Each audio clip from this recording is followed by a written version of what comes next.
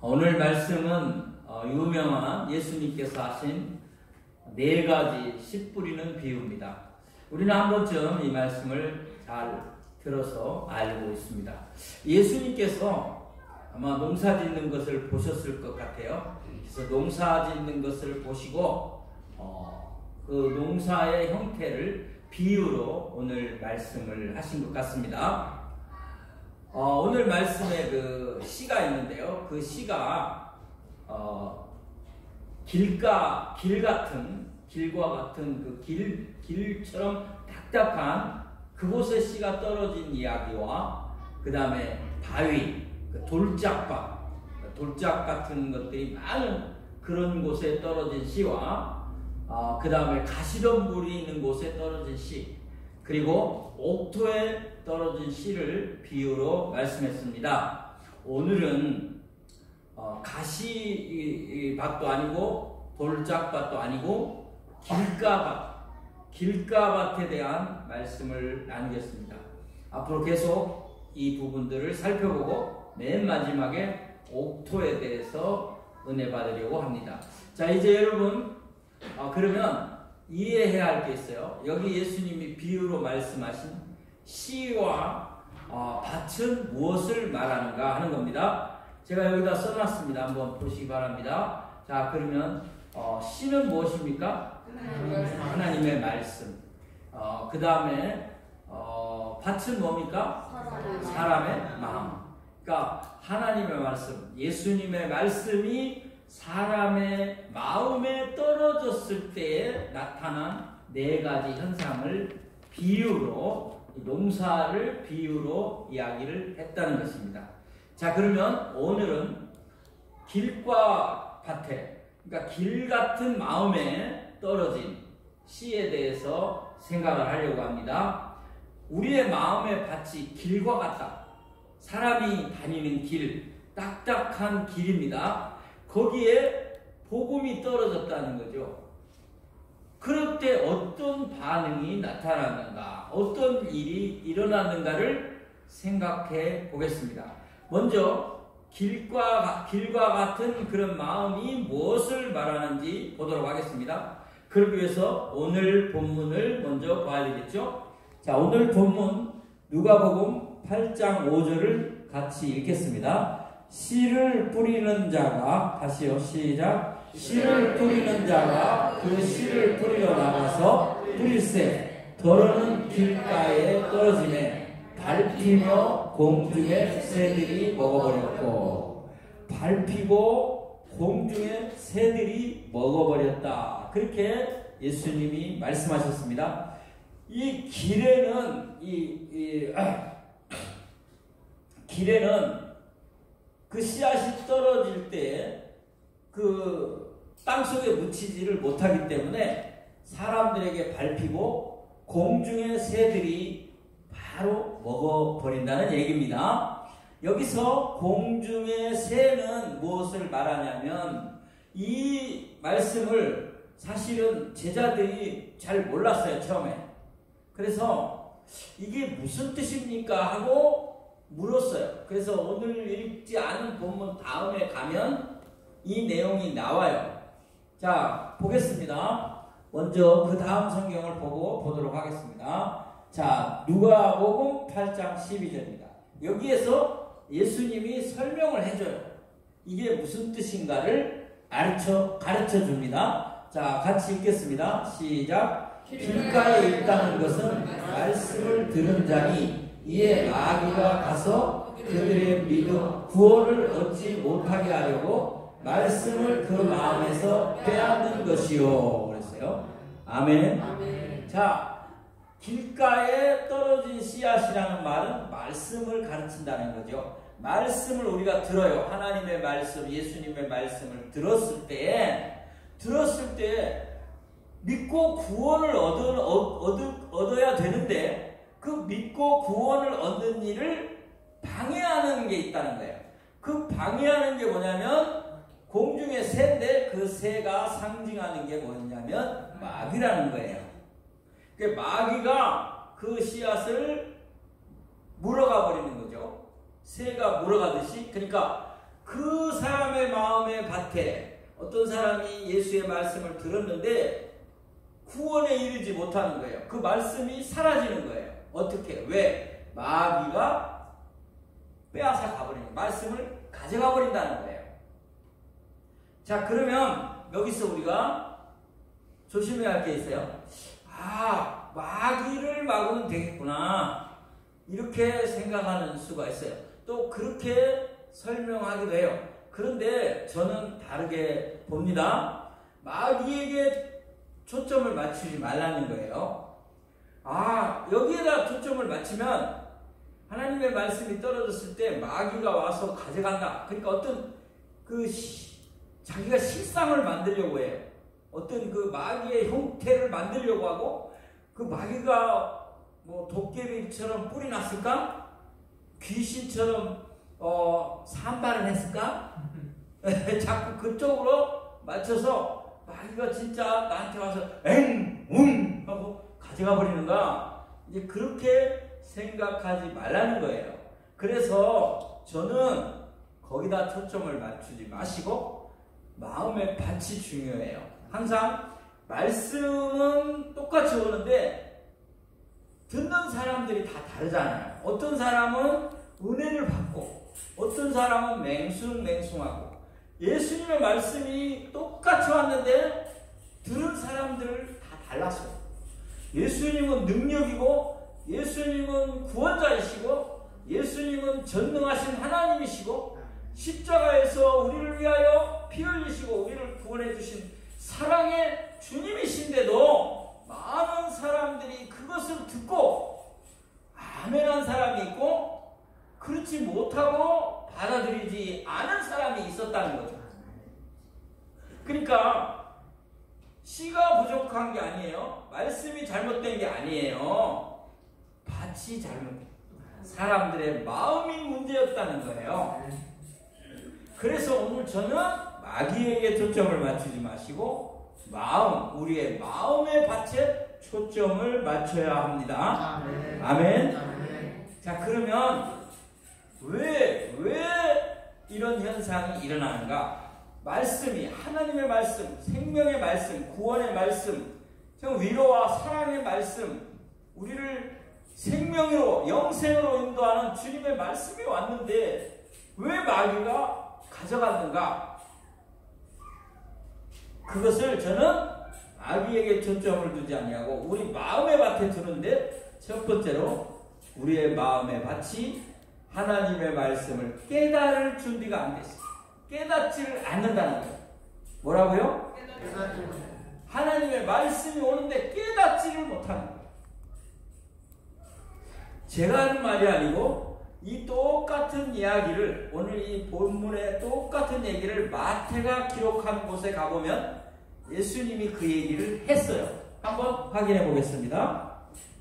마태복음 13장 19절입니다. 같이 읽겠습니다. 시작. 하나 천국 말씀을 듣고 깨닫지 못하는 악한 자가 와서 그 마음에 뿌려진 것을 빼앗나니 이는 곧 길가에 뿌려진 자예요.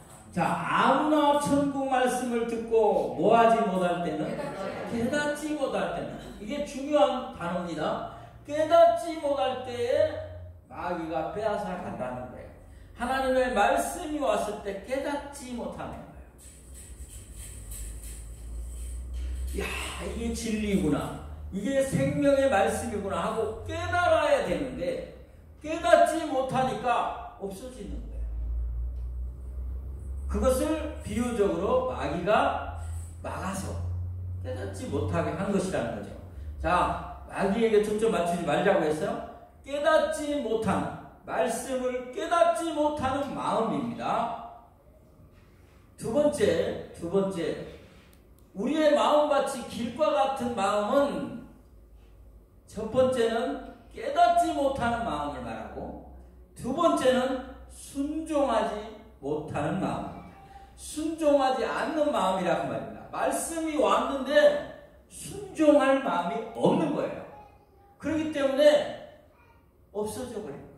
마귀가 가져가기 딱 좋은 거라, 그 말입니다.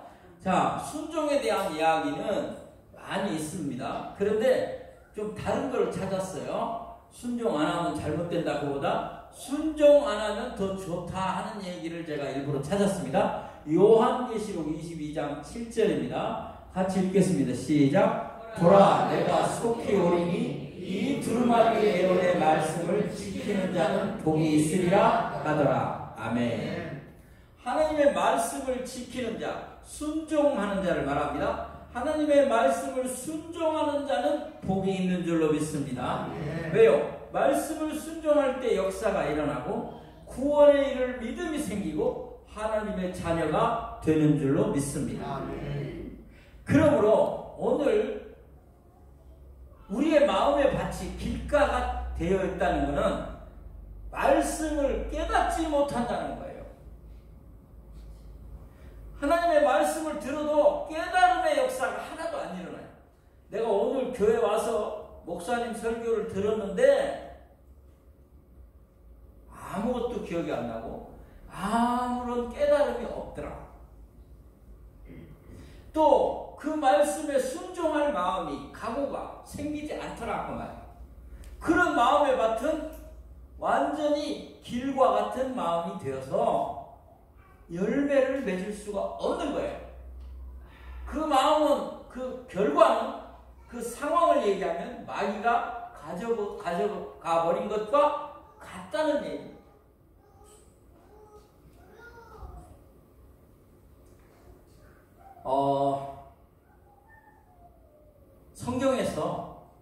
성경에서 하나님의 말씀, 예수님의 말씀을 듣고 깨닫지 못하고 순종하지 않은 사람을 대표적으로 얘기하라고 하면 율법사와 바리새인입니다. 이 율법사와 바리새인은 예수님의 말씀을 많이 들은 사람들입니다. 그런데 깨닫지 못했습니다. 그런데 순종하지 않았습니다. 그들에게서는 열매를 얻을 수가 없는 결과만 왔던 것입니다. 제가 설교를 잘해보려고 엄청 노력을 하고 힘을 써요. 그런데 잘하려고 노력하고 힘쓰는 것보다 더 중요한 것은 간절히 기도하는 것이라고 요사이 느끼고 있습니다. 왜냐하면 잘해서 되는 게 아니에요. 예수님도 바리새인들은 안 받아들였는데 제가 무슨 용 빼는 재주가 있다고 잘해서 되겠습니까? 잘해야 된다고 생각했던 그것들이 젊을 때 제가 많이 그랬어요. 이제는 성령의 역사가 일어나서 그들이 말씀을 깨닫고 순종하게 도와주옵소서 하고 기도해야 됩니다.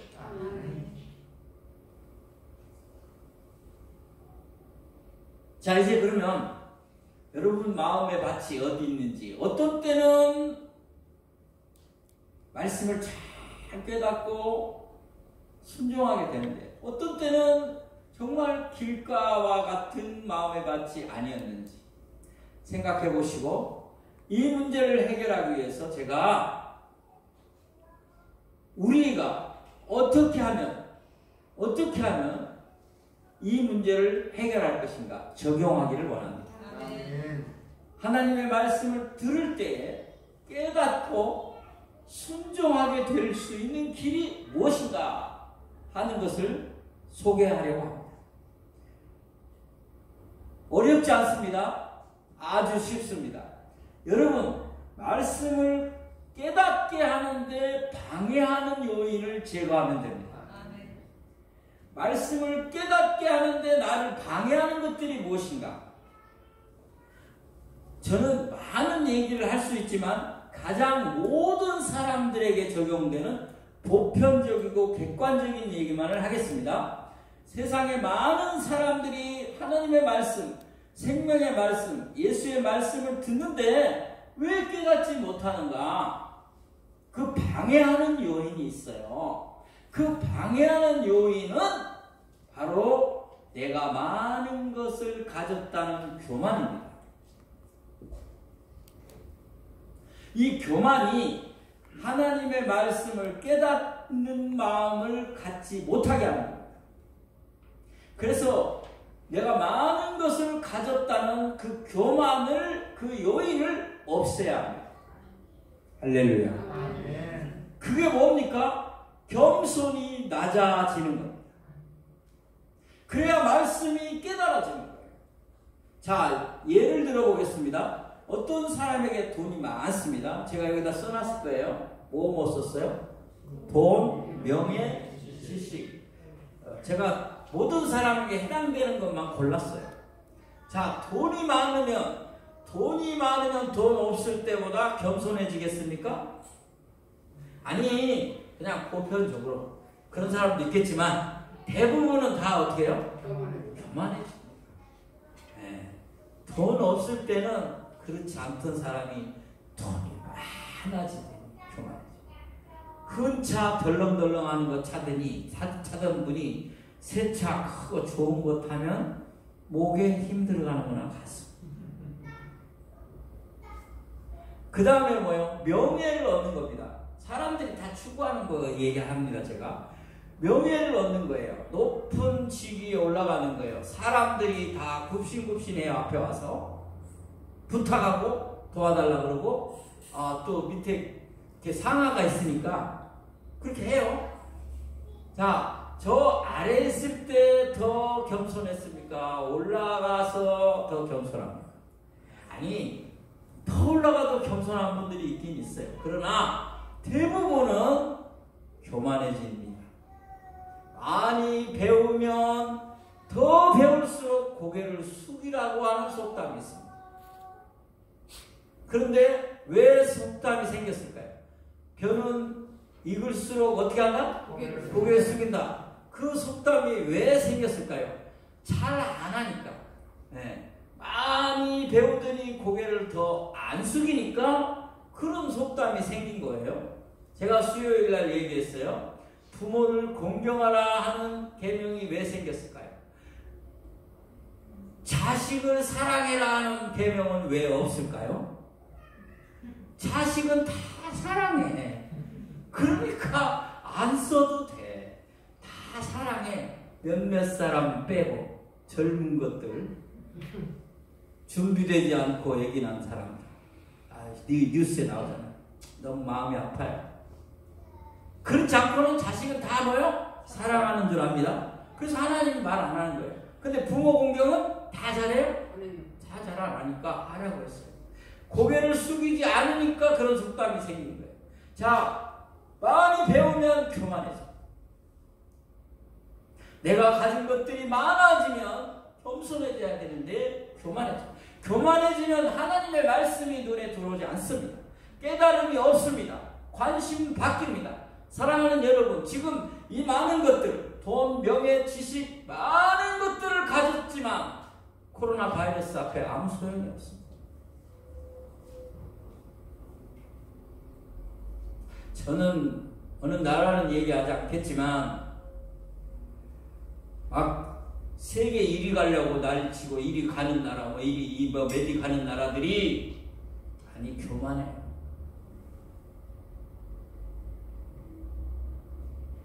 저는 꼭 거기서 온 건 아니지만 우리 인류가 많이 교만해졌어요. 나는 그렇게 생각하며 겸손해지자, 회개하자, 그 얘기를 하고 싶은 겁니다. 아멘입니까? 아멘.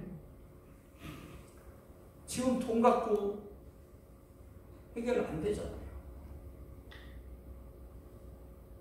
많이 배워서 해결되는 게 있어. 높은 사람들이 지금 자기도 걸리는데 이는 보이지도 않는 적이에요. 이 바이러스. 아무도 가리지 않아요. 우리가 할 수 있는 게 아무것도 없어요. 저는 생각합니다. 겸손히 낮아졌어요. 회개하며 기도할 길밖에 없는 줄로 믿습니다. 두 번째는 방해 요인이 뭐냐? 세상을 사랑하는 거예요. 쾌락을 사랑합니다. 그래서 순종하지 못하게 하는 거예요. 순종하지 못하게 하는 거예요.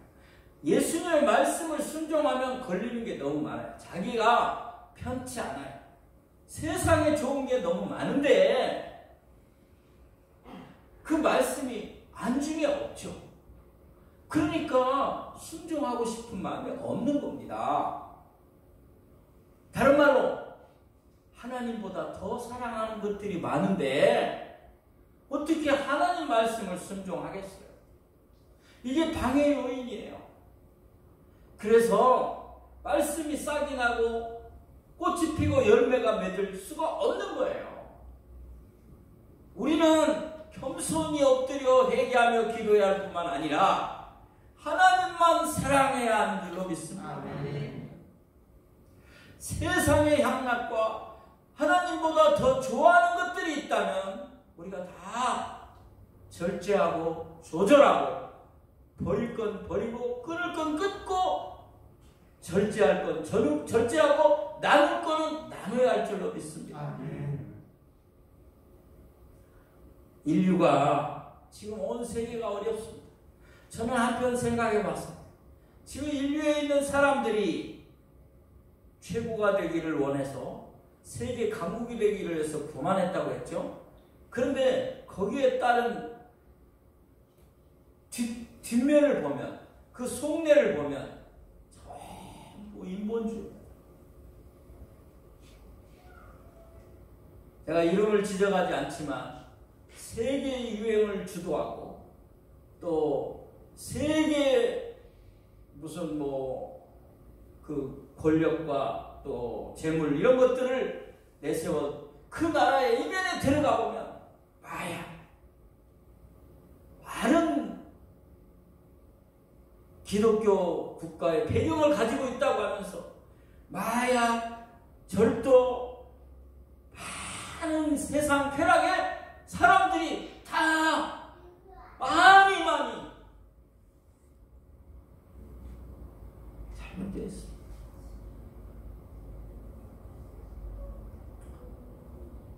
저는 꼭 그래서 왔다는 말은 아닙니다. 오해하지 마시기 바랍니다. 우리는 이런 기회에 하나님의 말씀을 순종하며 가야 되겠다. 그때 길이 있다. 그때 소망이 있다. 그때 열매를 맺을 수 있다. 옥토가 될 수 있다. 믿으시기 바랍니다. 아멘.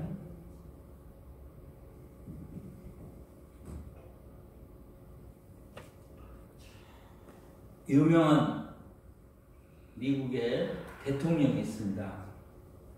이 사람은 루즈벨트라는 사람입니다.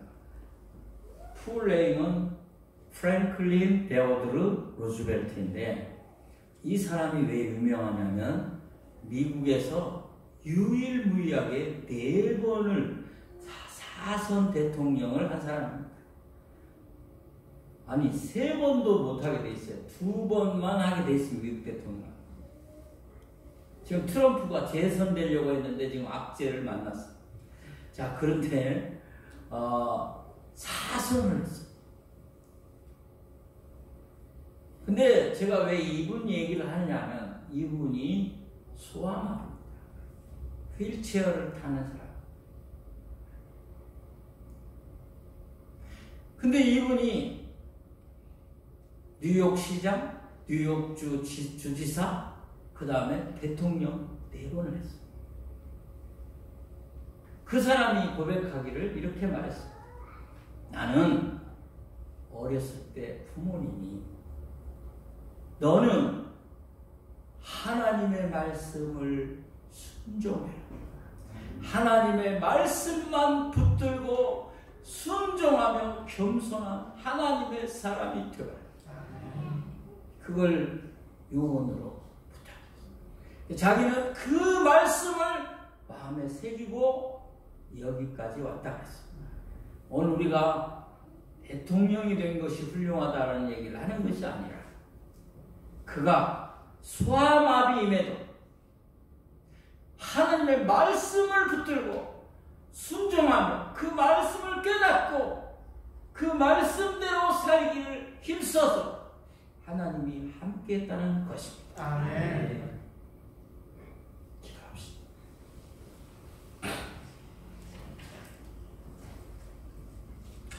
하나님 아버지, 우리의 마음의 밭이 너무 딱딱해졌습니다. 말씀을 들어도 깨닫지 못하고 순종하지 못했습니다. 주님, 우리를 용서해 주옵소서. 지금 이 어려움을 주님 겸손히 낮아져서 회개하기를 원합니다. 겸손한 자를 가까이 하시고 교만한 자를 물리치신다고 하였사오니 주여, 저희의 잘못을 회개하며 겸손히 낮아져 기도하며 주님의 십자가의 보혈로 다시 한번 이 인류를 불쌍히 여기시고 사랑하시사 이 어려움을 이기게 하시고 이 무서운 바이러스가 사라지게 하여 주옵소서. 지금도 많은 의료진과 방역당국과 봉사자들이 세계에서 수고하고 있습니다. 그들을 불쌍히 여기시고 은혜를 베풀어 주시사 잘 감당하게 하여 주옵소서. 많은 분들이 확진 판정을 받아 죽음을 넘나들고 있습니다. 주여, 우리가 비난할 것이 아니라 그 감염자들, 확진자들을 위하여 기도하오니 주여, 속히 치료하여 주옵소서. 우리가 다 말씀을 듣고 깨닫고 순종하여 옥토가 되게 하여 주옵소서. 예수님의 이름으로 기도하옵나이다. 아멘.